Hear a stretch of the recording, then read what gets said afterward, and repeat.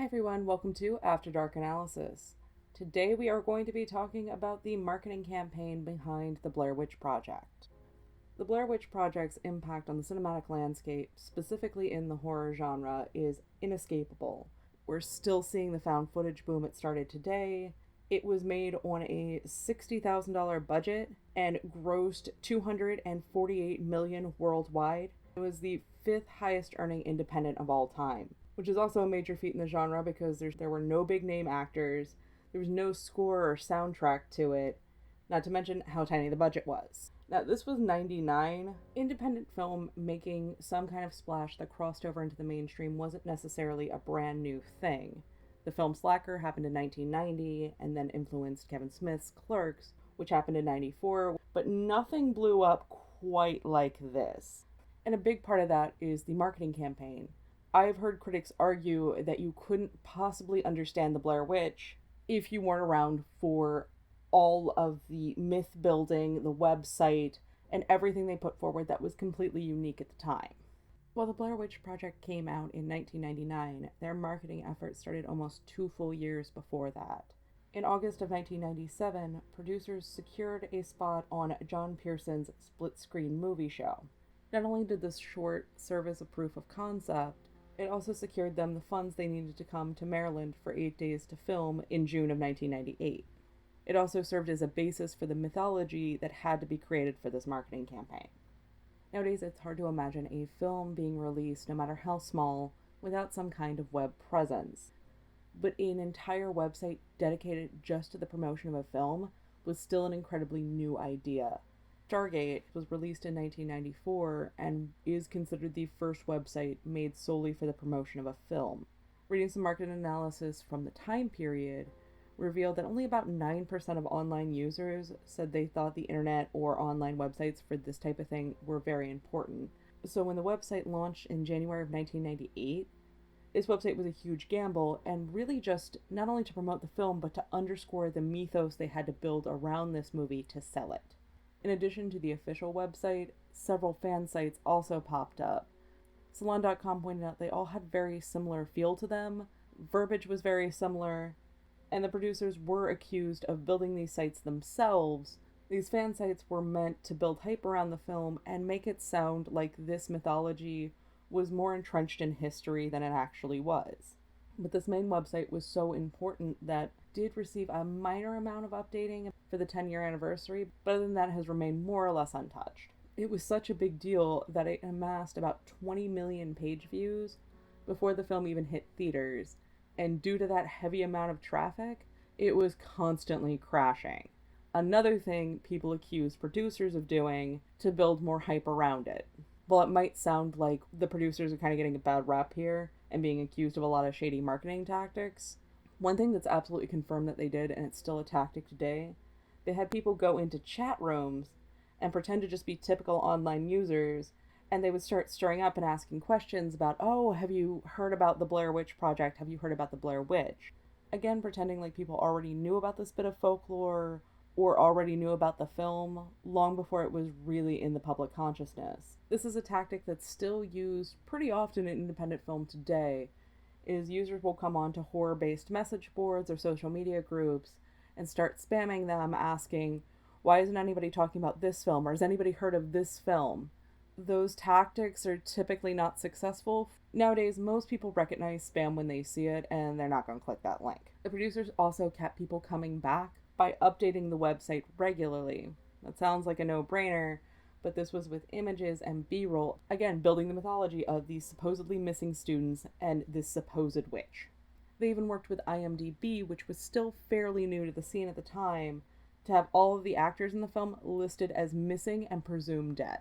Since the marketing campaign had already targeted kind of internet-savvy users, it made perfect sense when they premiered the trailer on Ain't It Cool News. And again, we've talked about this in the past with marketing, they're hitting those obsessive tales. The people that were going to Ain't It Cool News specifically at the time were going to be that obsessive outlier that's going to see it, think it's cool, and tell all their friends. And word of mouth marketing and creating buzz like that is insanely hard to do, but it is by far the most effective form of marketing. Because no longer is it you selling your product to people and convincing people, oh no, give me money, this thing I made is good. You're now having your friend tell you, hey, you should give this person money, what they made is good. And that adds a lot more authenticity to it. And hit that niche and those obsessive tales even more. They previewed the film at 40 different colleges and 20 different key markets across the US about 2 months before the official release. Previewing the film at colleges in lieu of a traditional theater setting made a lot of sense for this. Not only was it adding to that buzz around it, it was also creating a very experienced-based marketing campaign. We're far from new, we've seen this since William Castle, but it keeps being modernized and updated because it continues to work and it continues to build this word of mouth. That buzz from those small screenings was also creating this you can't have it idea. This gets parodied all the time on television and film with nightclubs and the big long lines standing outside, normally in unpleasant weather, the bouncer saying, you can go in, you can't, those that got in celebrating, and those that were rejected walking away sad. Same exact idea. The producers continued to advertise in these very small, very niche settings, only really showing teasers or brief lo-fi trailers with teeny snippets of footage and, of course, the website address at the end. They were also plastering missing persons posters up, which again was supposed to direct people to the website where we can see a whole bunch of information about the missing filmmakers. The alleged missing actors were college-aged. It served as this upsetting reminder that anyone, no matter how young, can go missing. Leaflets were also put up at Cannes Film Festival but had to be removed after the kidnapping of a television executive. The events were completely unrelated, but it was done out of respect. An issue that still persists today, look at Wrong Turn 6, who at one point had a shot that contained a missing persons poster in it. Unfortunately, that person on the poster was real and was found deceased. There was a lawsuit, the filmmakers lost. They had to redistribute the film. Stores were supposed to take it off shelves and destroy them, but since it had been out a while already and some of the stores apparently didn't get the memo, a lot of people ended up getting copies that included the missing persons poster. So if you see a copy of that particular Wrong Turn going for a lot of money, that's why. They also took out a full-page ad in Variety, but instead of actually talking about their movie, all it read was BlairWitch.com. 21,222,589 hits to date. We're not focusing on the film, we're focusing on the myth building. Eventually, though, they did pair with a bigger media outlet when they created a mini documentary with Sci-Fi, Curse of the Blair Witch. This again was done to show how real they wanted people to believe this was and how much they wanted people to buy into these students were actually missing. 2 months out, MTV started to pick up on how big this was getting and ran a news story about the popularity of the film, which was hitting that very important 13 to 25-year-old movie-going segment, which was exactly the age group this film was aimed at. To further hit that range, by June 11th, they aired a 40-second teaser trailer before Star Wars: The Phantom Menace. July 13th is when traditional TV promotion started, which is almost unheard of for a filmmaker to start promotion that close to the film being released. Typically, filmmakers would promote for a decent amount of time on television and before other films, and they would amp up these efforts and buy more ad time when it was closer to the release of the film. By the end of these marketing efforts, the co-president of Artisan estimated they probably only spent about $1 million on marketing, which is incredibly low, considering how wide this opened and how much money it made. As successful as this myth building was, and as big as it made this film, it wasn't positive all around. Heather Donahue's mother was getting sympathy cards and phone calls from people that believed her daughter was really dead. And not too long after that, people were walking up to her in the street saying that they wish she had died. As hard as this may be for people to understand now, a lot of people walked into that theater full-heartedly believing they were going to see footage from filmmakers who came to a small town in Maryland to chase some kind of folklore. There were also people that believed the footage was fake, but the legend was completely real. Neither of these things are true. I feel the need to state this because in researching for this, I'm still seeing comments that are only like a year or two old from people that still full-heartedly believe this is real. As I've mentioned in the past on social media, I grew up maybe 20 minutes away from Burkittsville, so I got to see Blair Witch Mania all firsthand, but not in the way most people got to see it. This area got Blair Witch Mania full force, in a slightly different way than most other places did.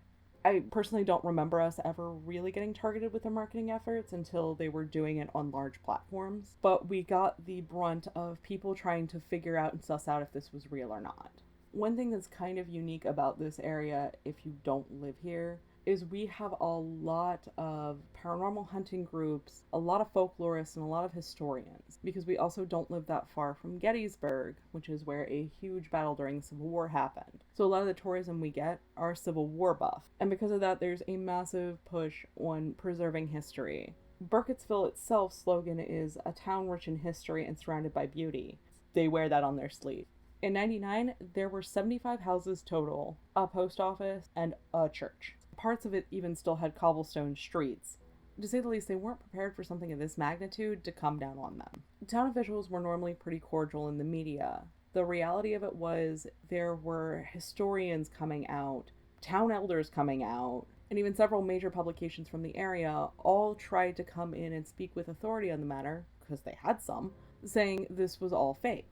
On a pole across the street from the mayor's house, there was a sign nailed up saying the Blair Witch Project is complete fiction.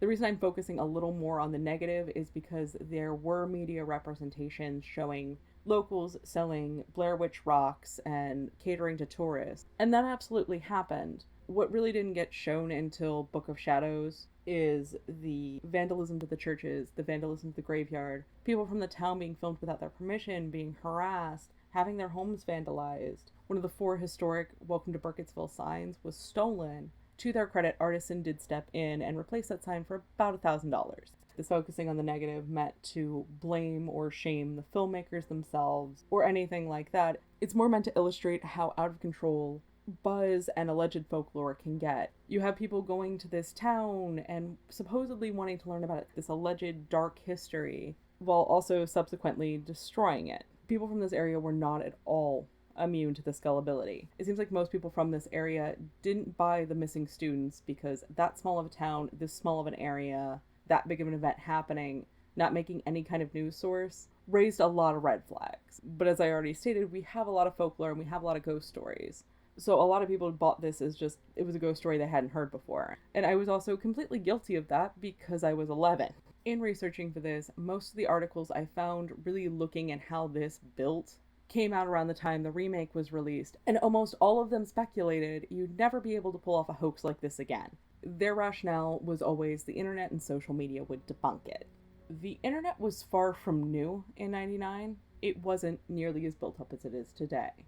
Online marketing was still very much in its infancy. In a promotion campaign for the disaster film 2012, there was a website set up by a fake official sounding entity that prompted enough calls to NASA that they had to set up their own website saying, hey, this is a hoax. But also while researching for this, the Momo panic happened, where people are swearing up and down that there's this video going around on YouTube Kids that's trying to get children to kill themselves. At this point, pretty much every major news source has run an article about how Momo is fake. But there are still people on social media swearing up and down that their kids saw it. And we have schools basically telling the kids, if you see this image, avoid it. Exposing kids to the image we supposedly want to keep them from.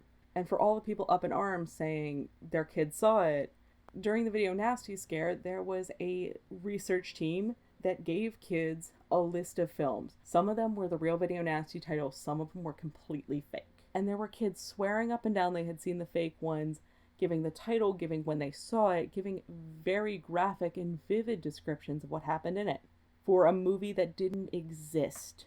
Kids are impressionable. When we look at something like the Video Nasty scare and put it up against something as modern and only, a month old as Momo, it's very clear very little has changed. We have information, but verifying that a source is reputable is oftentimes completely overlooked. As optimistic as those predictions were, it's safe to say a Blair Witch style marketing campaign absolutely could take root again, because we've seen it happen. It just doesn't look like how it did before. We've moved into different mediums. We've moved into different types of storytelling. While the medium might change, the human condition rarely does. Thank you for listening. If you like what you heard, please give a like, comment, subscribe, all that jazz. I'd also like to give a thank you to Carla Hoffman, Scotty Robot, and the newest addition to the Patreon family, Gonzalo Vadez. Sorry if I mispronounced that. If you'd like to contribute financially to this channel, a Patreon and Ko-fi will be linked below.